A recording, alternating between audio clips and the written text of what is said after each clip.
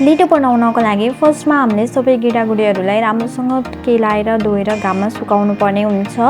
हजुरले देख्न सक्नुहुन्छ मैले सबै गेडागुडीहरूलाई धोएर पखालेर घाममा सुकाइ पनि सकेको छु र हामीले सुकाउँदाखेरिमा सबै गेडागुडीहरूलाई छुट्टा छुट्टै सुकाउनु पर्ने हुन्छ।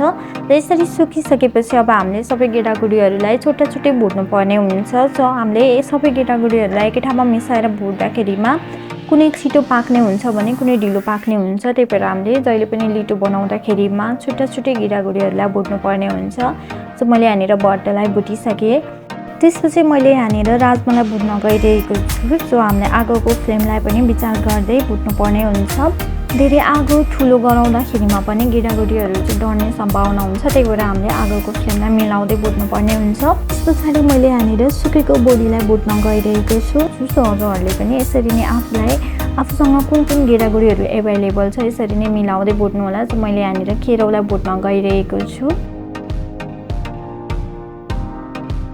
यसरी मैले केराउलाई भुटी पनि सकेँ र यसरी केराउ भुटिसकेपछि मैले सबै ड्राई फ्रुट्सहरूलाई मिसाएर भुट्न गइरहेको छु। ड्राई फ्रुट्समा चाहिँ मैले काजु अनि त्यहाँबाट त्यो ठुलो खालको बदाम त्यस पछाडि ओखरलाई भुट्न गइरहेको छु। सबै ड्राई फ्रुट्सहरूलाई चाहिँ मैले मिक्स गरेँ। ड्राई फ्रुट्सलाई चाहिँ म धेरै बेरसम्म चाहिँ भुट्दिनँ, हल्का रातो मात्रै गराउँछु। त्यस पछाडि मैले बदामलाई भुटेँ।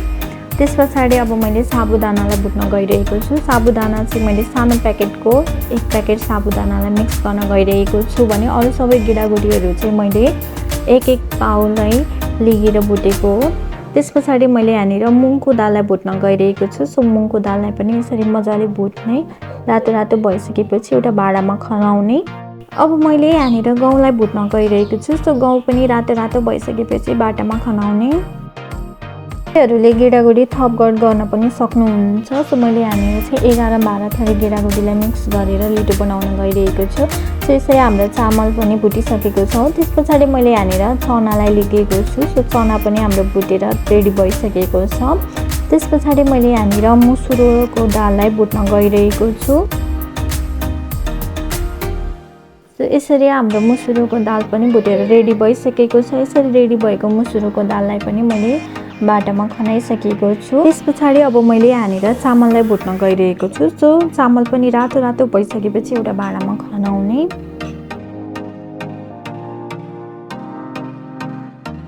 अब चाहिँ मैले यहाँनिर मकैलाई भुट्न गइरहेको छु। सो मकै भुट्न चाहिँ अरूभन्दा अलिकति टाइम लाग्छ र थोरै थोरै भुट्नु पर्ने हुन्छ। एकैचोटि सबै मकैलाई भुट्न खोज्दाखेरिमा भाँडामा अटाउँदैन।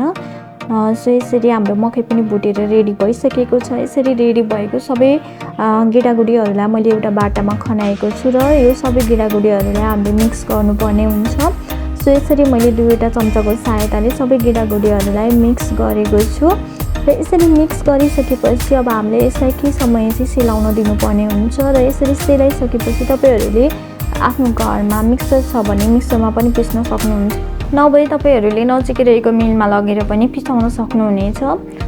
यसरी मैले यस लिटोमा गहुँ, मकै, भटमास, चामल, मुङको दाल, चना, बदाम, मुसुरोको दाल, गहुँ, काजु अनि आलमोन्ड, साबुदाना, अलैँची, ओखर, राजमा, केराउ त्यस पछाडि सुकेको बोडीलाई युज गरेको छु। तपाईँहरूले गेडागुडीलाई थपगढ गर्न सक्नुहुन्छ। सो तपाईँहरूले यदि फापरहरू छ भने फापरहरूलाई पनि एड गर्न सक्नुहुन्छ। त्यसै गरेर जौँलाई पनि एड गर्न सक्नुहुन्छ। म बसेको ठाउँमा चाहिँ फापर जौँहरू चाहिँ पाइएन, सो मैले चाहिँ एड गरिनँ।